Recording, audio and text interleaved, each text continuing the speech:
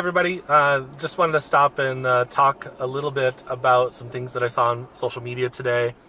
Max and I are doing journeys around to different parks. Everybody, I want to take this off the thing and everybody say hi to Max. Max, say hi.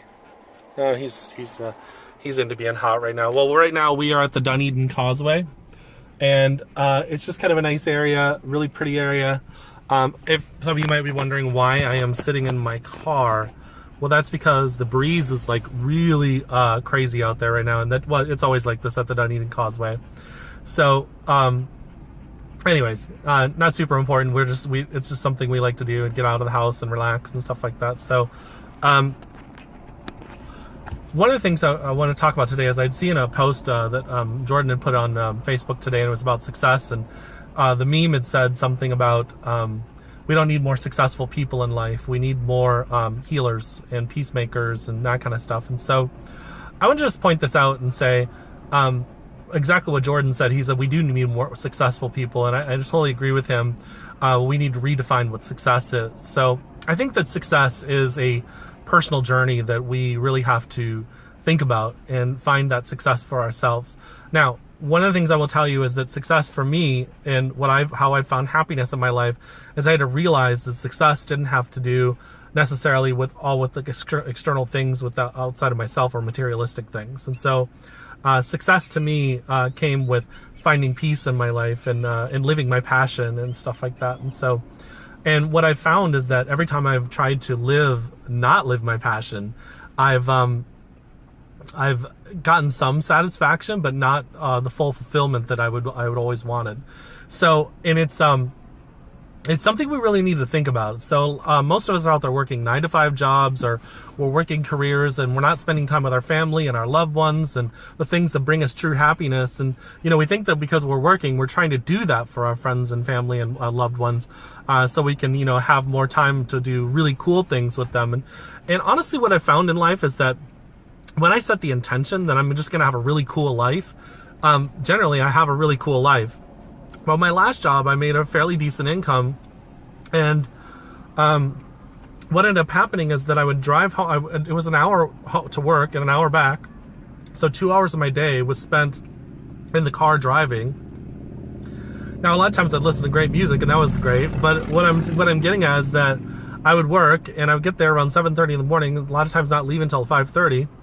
So I was literally, that's 9 hours right there. And then the 2 hours, sometimes 3 hours, depending on traffic. In the car, I would do 11 to 12 hours a day just for my job. So, and my friends and family and the people I care about and my dog are super important to me, and the work I do is super important to me. So I wasn't able to do those things. And it was really interesting. Like, my website had died, my social media had died, all the things that I enjoyed had literally died. I wasn't paying attention to them. I wasn't doing anything with them. And so what happened? I wasn't living this life that I really, really liked and really thoroughly enjoyed. And that's not the place we want to be either. So, one of the things I just wanted to share with you is that success is this inner journey. So early on in life, we go out, we pursue the things that we think will make us successful and feel successful, like the really good career, the really good job and stuff like that. And a lot of times we pick careers and jobs because we think it's going to be good money. And I can tell you, if you're doing that, you're doing it the wrong way.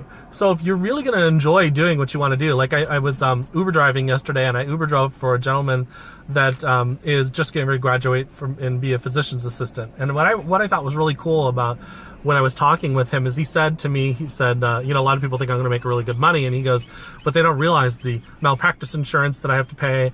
They don't realize the student loans I have to pay back and the amassing amount of debt that I have. And there's like, well, eventually you're going to get to pay that off and stuff like that. And he's like, well, potentially. And I said, well, then why did you become a physician's assistant? And he says, because I really thoroughly enjoy helping people. And so, and that's something that I had to come to a realization. I had been pursuing titles and money, and I did this very early on in my life, in my 20s and my early 30s. And what I found is that those titles mean nothing. That big office, or that office that you craved, or whatever little thing is that you thought you needed to be happy, is not going to make you happy. Even the husband or wife is not going to fully make you happy until you find fulfillment and full wholeness within yourself.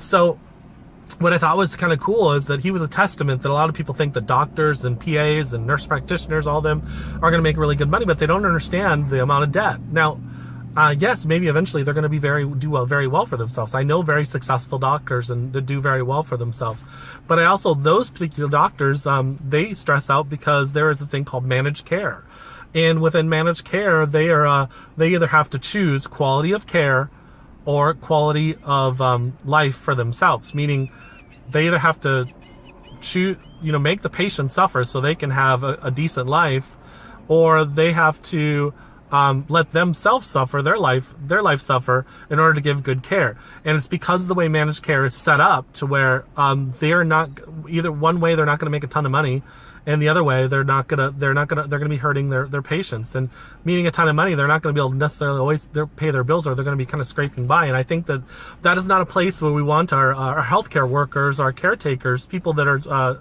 responsible for our health. We don't want them to be that way. So one of the things that that I want to share with you, 'cause I'll get back to that in a second, is that our mind,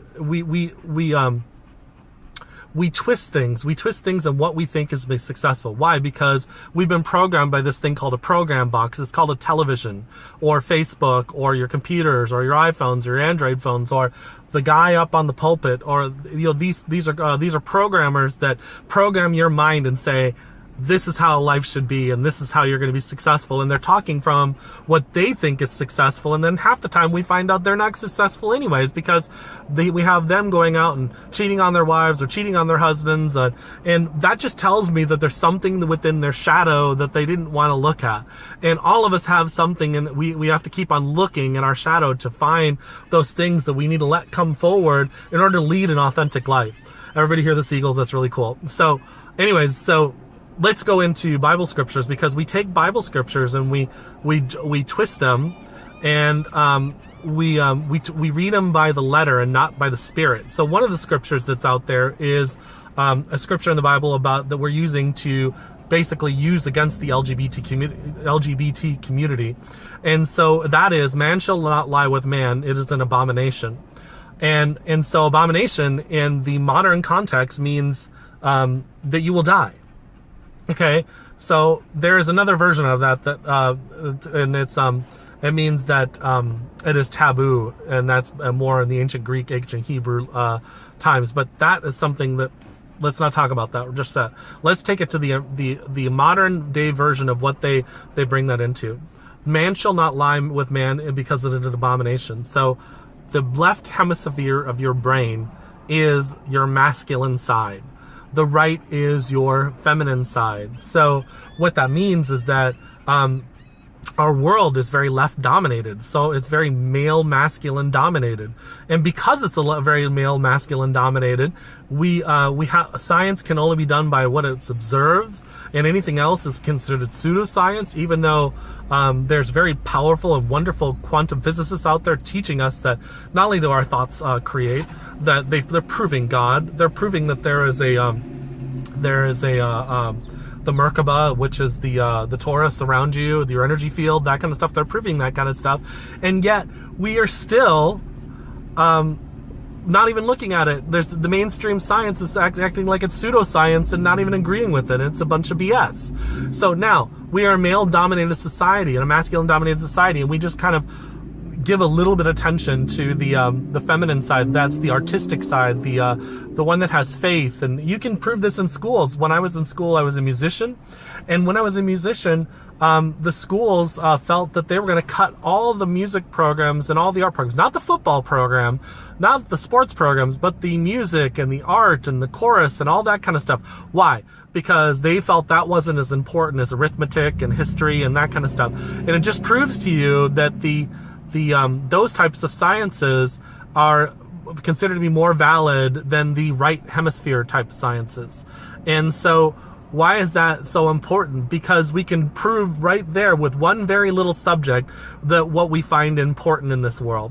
And so why is that? Go back to that Bible verse. Man shall not lie with man, because this is an abomination. We are a male dominated society that doesn't give credit and strength to the side that will bring us into balance, because the masculine and feminine need to come in balance in order to have a fulfilled life. We have to be able to have that connection with people. We have to have that compassion for people. We have to love people. We have to love and spend time with our dogs and our animals and our cats and our children and that kind of stuff, because that is why we're doing these kind of things. And so we get caught up and we become slaves to this lie.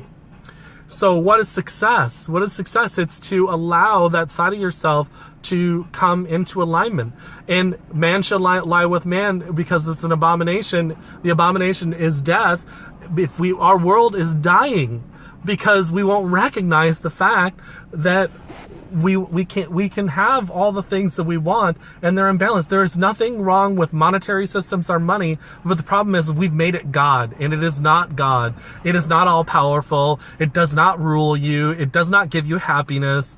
It can be a part of your happiness, but it's not the end all. And that's the part we're missing. We're missing these huge things in our lives because we're so unwilling to jump inside of ourselves. And we're looking for this process to find peace and happiness in our life.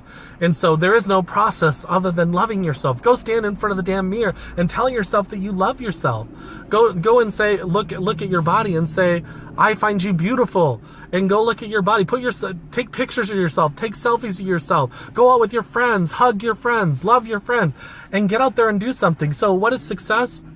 Finding something that gets you super excited and passionate. There's an interesting thing is when Justin Deschamps and my friend Justin Duncan and my friend Zach and many others, Julian, all came together. We started doing filming of YouTube stuff together. And Justin Deschamps was an editor. He had done editing. And I was real nervous about doing that kind of stuff. And I was like, but eventually he went off and started Stillness in the Storm. And Justin Duncan went off to college, and Julian passed on, and he's in spirit with us. But why is that important for me is because I had to start doing this stuff for myself. And I had to start learning this stuff for myself. And so there are things out there that you're afraid to do or you want to do, or because you don't think you have the components for it.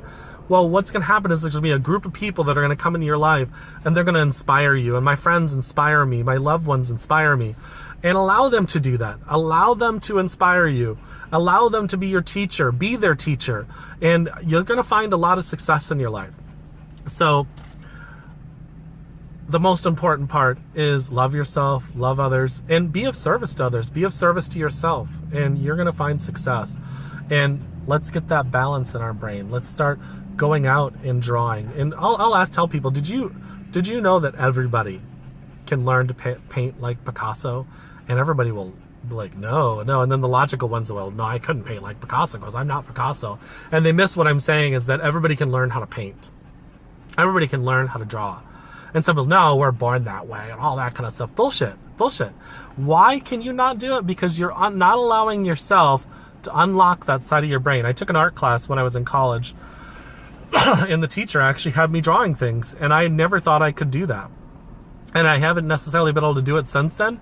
But what I learned from that is that this side of the brain, when we unlock this, spatial perceptions and things like that come out, and we are allowing ourselves to open up to something really, really great that's within ourselves. And it doesn't always have to be art.